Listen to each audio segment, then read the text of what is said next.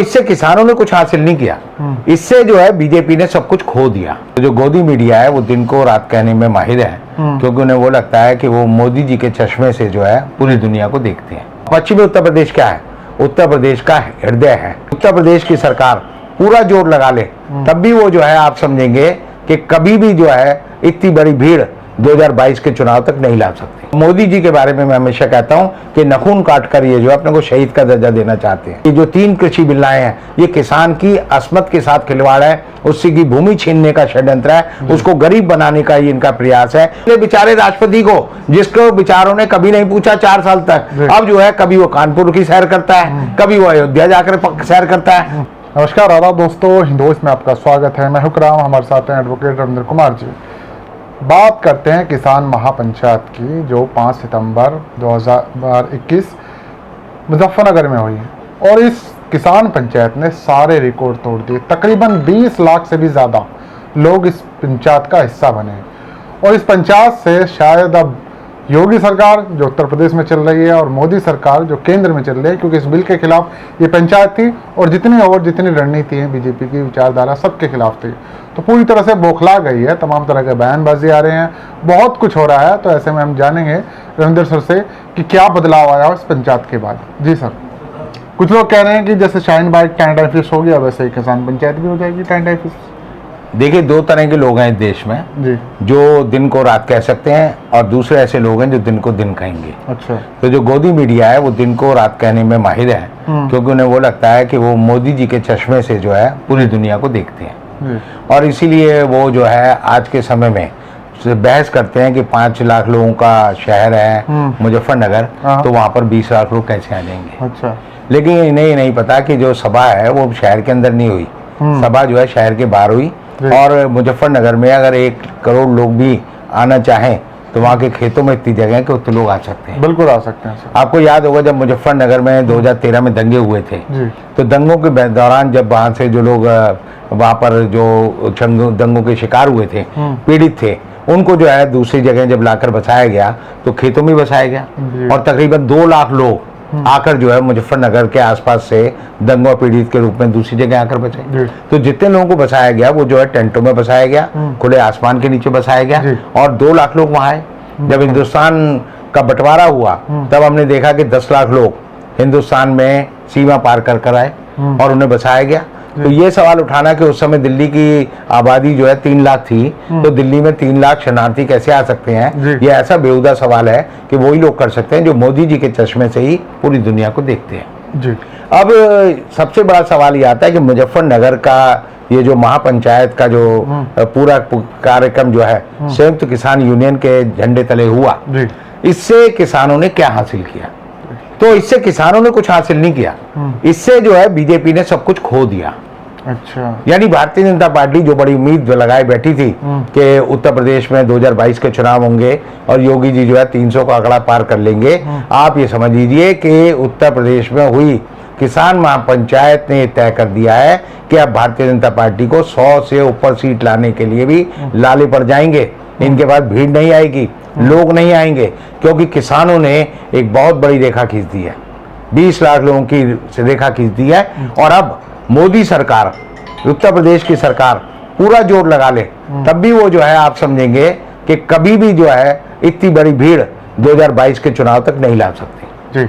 और जब नहीं ला सकती तो इसका मतलब यह है कि उनका पतन जो है गिरावट की ओर शुरू हो गया है। उत्तर प्रदेश में जो किसान पंचायत हुई उसने एक चीज सबसे पहले स्थापित की कि 2013 में उत्तर प्रदेश में जो हिंदू मुसलमान दंगे कराए गए थे वो भारतीय जनता पार्टी ने कराए थे। भारतीय जनता पार्टी को उसका राजनीतिक लाभ भी मिला। सारी की सारी लोकसभा सीट उन्होंने 2014 में भी जीती, 2017 में जो चुनाव हुए विधानसभा के उसमें सीटें जीती उन्होंने, और उसके बाद जो 2019 के लोकसभा चुनाव हुए वो भी उन्होंने जीती। लेकिन अब किसान जाग गया है, और जिस ढंग से किसानों ने, आप समझिए महेंद्र सिंह टिकैत के जमाने में ये होता था कि अजान भी होती थी, हर हर महादेव के नारे भी लगते थे, सत श्री अकाल भी होता था, और दूसरी भी नारे लगते थे जातियों के, धर्मों के, पंचायतों के, खापों के। वो सारी परंपरा इस बार जो है किसानों ने एकजुट होकर इकट्ठी कर ली है, और अब भारतीय जनता पार्टी के नेताओं को जो है अपनी जमानत के लाले पड़ जाएंगे। और लाले ही नहीं पड़ेंगे, उनको जो है ये बड़ी मुश्किल होगी कि वो अपने उम्मीदवारों से मिलने, अपने पदाधिकारियों से मिलने, अपने कार्यकर्ताओं से मिलने, अपनी शाखाओं में जाने के लिए गांव-गांव जाएं, ये भी उनके लिए संभव नहीं होगा। जैसे होता है कि लोगों ने बहिष्कार करते हैं, लोग हुक्का पानी बंद कर देते हैं, इस महापंचायत ने भारतीय जनता पार्टी का हुक्का पानी दोनों बंद कर दिया। उनसे जो है रोटी बेटी का संबंध तोड़ दिया है। उनको जो है एक तरह से समझिए कि पश्चिमी उत्तर प्रदेश में उनको बाहर कर दिया। अब पश्चिमी उत्तर प्रदेश क्या है? उत्तर प्रदेश का हृदय है। हृदय इसलिए है क्योंकि वहां पर सारी जो संपदा है, पूरा उत्तर प्रदेश को आप अलग छोड़ दो, पश्चिमी उत्तर प्रदेश को अलग कर लो, दोनों में बड़ा फर्क है। यानी अगर आप गाजीपुर की बात करेंगे, अगर आप गोरखपुर की बात करेंगे, अगर आप बस्ती की बात करेंगे, तो आप देखेंगे वहां भुखमरी है, बेरोजगारी है, गरीबी है, लेकिन पूरे उत्तर प्रदेश की संपन्नता जो है वो नोएडा में है, वो गाजियाबाद में है, वो मुजफ्फरनगर में है, वो चीनी मिलें जो हैं वो इस इलाके में है, गन्ने की खेती इस इलाके में है, सबसे ज्यादा गेहूं इसी इलाके में पैदा होता है। और इसीलिए उत्तर प्रदेश सरकार का आप ये समझिए 70% बजट, 2/3 बजट जो है पश्चिम उत्तर प्रदेश से आता है। बिल्कुल। और इसीलिए इसे हरित प्रदेश बोलते हैं, ग्रीन बेल्ट बोलते हैं। इसमें जो है सबसे ज्यादा संपन्न लोग पाए जाते हैं। और इसीलिए इस इलाके के लोगों ने अगर ये ठान लिया है कि हम भारतीय जनता पार्टी को जड़ मूल से उखाड़ देंगे, तो आप समझिए जिस तरह चाणक्य ने अपनी बोधी जो है खोलकर घोषणा कर दी थी कि हम जो है किसी भी तरह से करेंगे, लेकिन मैं जो है नंद वंश का नाश करके छोड़ूंगा। और चंद्रगुप्त मौर्य को उसने उस समय जो है सीट पर बैठा दिया था। तो इसी तरह जो है ये जो किसान पंचायत महापंचायत हुई है, इसने भारतीय जनता पार्टी के पूरे मामले की जो नगाड़े पे जो ऐलान होता है वो कर दिया है कि भारतीय जनता पार्टी अब पश्चिमी उत्तर प्रदेश में अतीत की चीज हो गई। और पश्चिमी उत्तर प्रदेश ही नहीं, यानी जिसे हम एक कहते हैं कि ये को हम लोग आपसी बातचीत में बोलते हैं जाटलैंड। तो जाटलैंड में क्या आता है? हरियाणा आ जाता है, उत्तराखंड का एक हिस्सा आ जाता है, पश्चिमी उत्तर प्रदेश आ जाता है, और ये भरतपुर वगैरह का इलाका आ जाता है। तो इस सब के किसान जो है एकजुट हो गए हैं। यानी आप देखिए कि ये बहुत छोटी बात नहीं है कि पहले जो है 20 लाख किसान जो है मुजफ्फरनगर में इकट्ठे हुए, और उसके दूसरे दिन ही जो है वो 2 लाख किसान जो है करनाल में जाकर इकट्ठे हो गए।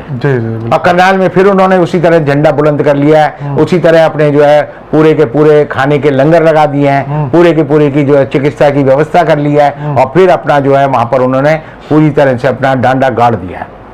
बिल्कुल। तो जो डांडा गाड़ा है ये भारतीय जनता पार्टी के लिए एक डर की बात है। और आप भारतीय जनता पार्टी क्या कर रही है?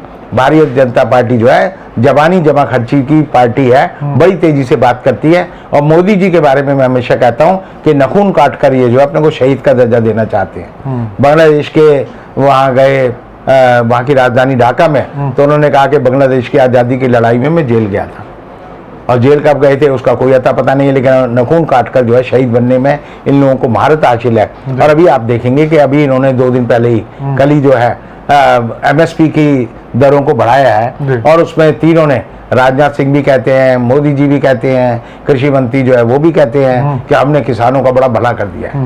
और भला क्या किया उन्होंने कि सरसों के तेल पर, सरसों का जो बीज होता है उस पर जो है 400 रुपए की MSP बढ़ाई है। यानी 1650 की MSP को बढ़ाकर उन्होंने 5000 कर दिया। और किस MSP को कर दिया? जो बाजार में आज भी 5800 क्विंटल के हिसाब से बिक रही है। तो यानी आपने उससे कम दिया। और दूसरी ओर आप देखें तो अगर 1 क्विंटल सरसों होती है उसमें 40-42 किलो तेल निकलता है। वो तेल जो है अगर आप 5800 की रेट भी लगाए, 5600 का भी रेट लगाए, तब वो 140 रुपए किलो होता है। बाजार में वो बिक रहा है 220 रुपए, 230 रुपए, 240 रुपए। तो इसका मतलब यह है कि आज भी किसान को उसका उचित जो है मुआवजा, उचित जो है MSP नहीं दी जा रही। गेहूं के मामले में कहते हैं जी हमने 40 रुपए क्विंटल बढ़ा दिया। 40 रुपए क्विंटल का मतलब है 40 पैसे प्रति किलो। बाजार में गेहूं का दाम जो है इस समय आप यानी आप आटे का दाम देखें तो 70 रुपए किलो मिल रहा है, 75 रुपए किलो मिल रहा है, 65 रुपए किलो मिल रहा है, और किसान को जो है वो पैसा जो है 18-19 रुपए किलो के हिसाब से मिल रहा है। तो इसका जो बीच का सारा पैसा है ये सरकार चाहती है कि बड़े बड़े पूंजीपति खाएं, बड़े बड़े पूंजीपतियों के पेट में जाए, और किसान जो है हमेशा, जैसे हमेशा हिंदुस्तान के किसान के बारे में हमेशा कहा जाता था कि वो कर्ज में पैदा होता है, कर्ज में जीता है, कर्ज में मर जाता है। लेकिन किसान ने अपनी मेहनत से, जब इंदिरा गांधी के टाइम में जो है हमने देखा कि ग्रीन रेवोल्यूशन हुआ, हरित क्रांति हुई, उसके बाद किसानों के मन में जान आई, किसान ने खेती की, किसान ने अपने आप को संपन्न बनाया, और उसकी संपन्नता की कहानी जो 1966 से शुरू हुई हरित क्रांति से, और आप समझिए कि 2020 में आकर जो है नरेंद्र मोदी की सरकार फिर उस किसान को उसी पुराने डर्रे पर गुलामी के पूरे के पूरी जंजीरों में बांधना चाहती है। और इसीलिए ये इन्होंने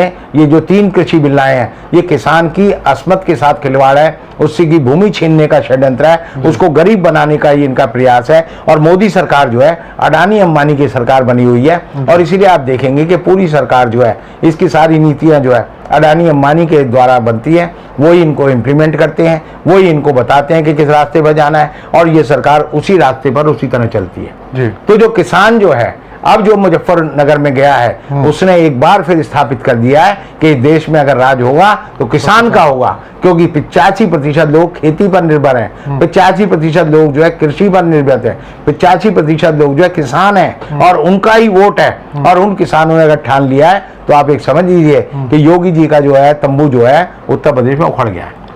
अच्छा, एक सवाल और चलते चलते, ये तो किसानों की बात हुई, ऐसे में बीजेपी के पास फिर कुछ रह जाएगा बोलने को जनता को? बीजेपी के बाद कुछ ही रह जाएगा। बीजेपी तो ऐसी है जैसे योगी जी ने बड़े बड़े पोस्टर लगा दिए रहे, उत्तर प्रदेश नंबर 1, और 4 लाख रोजगार दिए। जब लोगों ने बताया कि किसी को रोजगार नहीं मिला तो वो उन्होंने बोर्ड ही उखाड़ लिया अपने। तो इस तरह जिस तरह बोर्ड उखड़े हैं, इसी तरह बीजेपी का तंबू उखड़ जाएगा, और इसी तरह बीजेपी की सरकार उखड़ जाएगी। और आप ये समझ लीजिए योगी जी जो टीवी पर आकर आजकल बार बार कह रहे हैं कि हम जो है जात पात में यकीन नहीं रखते। अच्छा, जो पार्टी जी जात पात पे है, जिसका पूरा का पूरा जन्म ही, जिसका नेता प्रधानमंत्री कहता है जी मंत्री बनाए पिछड़ों के, मंत्री बनाए फलानों के, और वो जो है आदमी की प्रतिभा की नहीं बताते, राष्ट्रपति बनाए दलितों के, ये नहीं बताते कभी कि भाई मैंने जो है मैं पढ़े लिखे आदमी को बनाया है, इस आदमी में ये गुण है। वो गुण क्या बताते हैं? ये जो है राष्ट्रपति है, कोयली है, इसलिए इसको राष्ट्रपति बनाया है, ये उत्तर प्रदेश का है। और इसीलिए बेचारे राष्ट्रपति को, जिसको बेचारों ने कभी नहीं पूछा 4 साल तक, अब जो है कभी वो कानपुर की सैर करता है, कभी वो अयोध्या जाकर सैर करता है, सिर्फ ये बताना चाहता है कि हमने जो है दलित आदमी को राष्ट्रपति बना दिया है, और दलितों को संदेश दे रहे हैं कि तुम जो है हमने दलित राष्ट्रपति बनाया था, तो उसको जो है इस वजह से मुझे जो है आप जो है पूरी तरह से हमें सहयोग दें, हमें वोट दें। ये ऐसे ही है जैसे मैं कहूं कि मैंने किसी जो है अहीर को, जाट को, गुजर को, 4 गुजर बुला लो, उनको घर में बुला के हलवा खिलाओ, और कहो जी मैं हमने देखो जाट को भी खिलाया, अहीर को भी खिलाया, गुजर को भी खिलाया, दलित को भी खिलाया हलवा, तो जो है हमें जो है वोट दो। तो इससे मुझे एक पुराना चुटकुला याद आता है। एक आदमी जो है हलवा लेके जा रहा था, तो सरदार जी ने पूछा कि भाई, उसने कहा सरदार जी हलवा, तो सरदार जी बोले सानू की, उसने कहा तुम्हारे वास्ते है, बोला फिर तुआनू की। तो ये जो है सरकार जो है अपने मतलब की बात जानती है, और इसे मतलब की बात ही समझ आती है, और ये जो है लोगों को बांटकर, इनका एक ही सिद्धांत है, बांटो और राज करो। और इसीलिए मोदी सरकार हो, योगी सरकार हो, बीजेपी की सरकार हो, आरएसएस की सरकार हो, ये समाज को खांचों में, टुकड़ों में, विभिन्न जो है तबकों में बांटना चाहते हैं, और बांटकर जो है ये सिर्फ अंबानी और अडानी की सेवा करने वाले सेवादार हैं, उसके अलावा इन्हें कुछ नहीं सूझता। और ये किसान पंचायत ने एक तरह से कहिए कि अपना हल जो है देश के हृदय प्रदेश में जो है, जो उत्तर प्रदेश है, उसके सीने में गाड़ दिया है। और किसान का हल जो है अगर देश के सीने में लगा है, अगर देश के हृदय प्रदेश के सीने में लगा है, तो योगी जी की सरकार जो है हर हाल में मृत्यु दंड को प्राप्त कर चुकी है, इसकी मौत हो चुकी है, अब इसकी लाश ही फूकनी रह जाएगी, जो कि चुनाव में पूरी होगी। बहुत बहुत शुक्रिया सर, आपने बता दिया कि किसान महापंचायत ने बीजेपी को किस तरह से बैकफुट पे क्या धाराशाही एक तरह से करने का काम किया है। अब बचा कुछ नहीं तो शायद झूठे नारे, झूठे वादे सामने आ सकते हैं। आप लोगों का क्या कहना है नीचे कमेंट कीजिए, इस खबर को ज़्यादा से ज़्यादा शेयर कीजिए। किसी और एपिसोड में रविंद्र कुमार जी के आपसे मुलाकात कराएंगे, तब तक के लिए दीजिए इजाज़त।